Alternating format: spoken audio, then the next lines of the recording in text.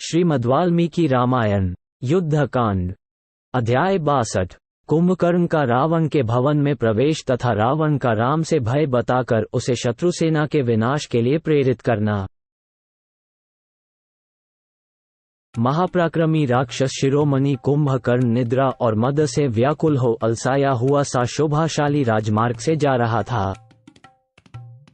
वो परम दुर्जय वीर हजारों राक्षसों से घिरा हुआ यात्रा कर रहा था। सड़क के किनारे पर जो मकान थे उनमें से उसके ऊपर फूल बरसाए जा रहे थे। उसने राक्षस राज रावण के रमणीय एवं विशाल भवन का दर्शन किया, जो सोने की जाली से आच्छादित होने के कारण सूर्यदेव के समान दीप्तिमान दिखाई देता था।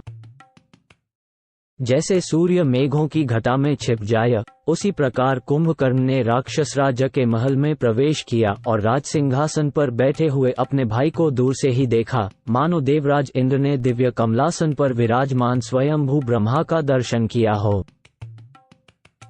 राक्षसों सहित कुंभकर्ण अपने भाई के भवन में जाते समय जब जब एक एक पैर आगे बढ़ाता था, तब तब पृथ्वी कांप उठती थी। भाई के भवन में जाकर जब वह भीतर की कक्षा में प्रविष्ट हुआ, तब उसने अपने बड़े भाई को उद्विग्न अवस्था में पुष्पक विमान पर विराजमान देखा।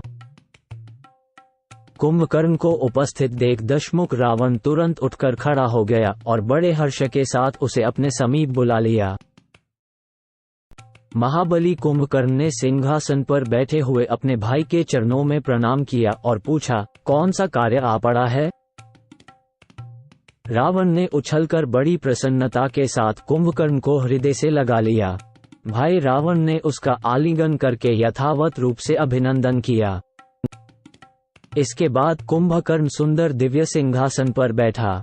उस आसन पर बैठकर महाबली कुंभकर्ण ने क्रोध से लाल आंखें किए रावण से पूछा, राजन, किस लिए तुमने बड़े आदर के साथ मुझे जगाया है? बताओ, यहाँ तुम्हें किससे भय प्राप्त हुआ है, अथवा कौन परलोक का पथिक होने वाला है? तब रावण अपने पास बैठे हुए कुपित भाई कुंभकर्ण से रोष से चंचल आंखें किए बोला, महाबली वीर, तुम्हारे सोए सोए दीर्घकाल व्यतीत हो गया। तुम गाढ़ निद्रा में निमग्न होने के कारण नहीं जानते कि मुझे राम से भय प्राप्त हुआ है।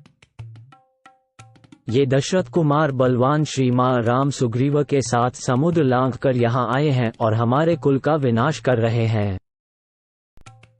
हाय, देखो तो सही, समुद्र में पुल बांधकर सुखपूर्वक यहाँ आए हुए वानरों ने लंका के समस्त वनों और उपवनों को एक अर्णव में बना दिया है। यहाँ वानर रूपी जल का समुद्र सा लहरा रहा है।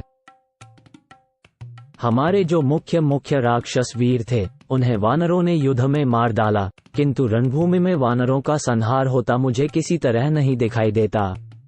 युद्ध में कभी कोई वानर पहले जीते नहीं गए हैं। महाबली वीर, इस समय हमारे ऊपर यही भय उपस्थित हुआ है।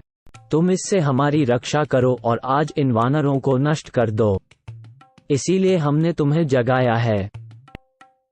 हमारा सारा खजाना खाली हो गया है, अतः मुझ पर अनुग्रह करके तुम इस लंकोपुरी की रक्षा करो।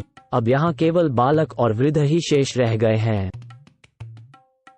महाबाहो, तुम अपने इस भाई के लिए अत्यंत दुष्कर पराक्रम करो, परंतु आज से पहले कभी किसी भाई से मैंने ऐसी अनुनय विनय नहीं की थी। तुम्हारे ऊपर मेरा बड़ा स्नेह है और मुझे तुमसे बड़ी आशा है।